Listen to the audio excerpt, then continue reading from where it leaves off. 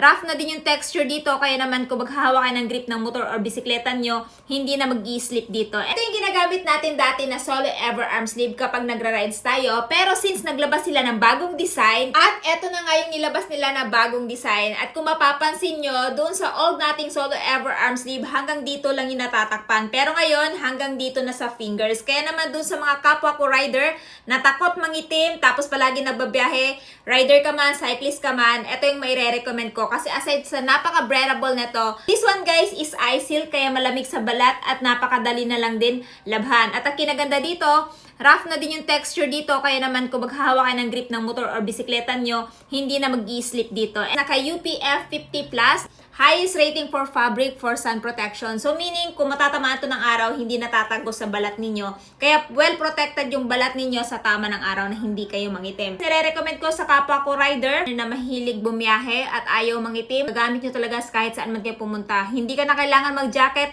Meron ka lang nito, protected na yung skin niyo from harmful UV rays. So kung interested din kayo nito guys, idadrop ko na lamang yung link nito dyan sa Yellow Basket.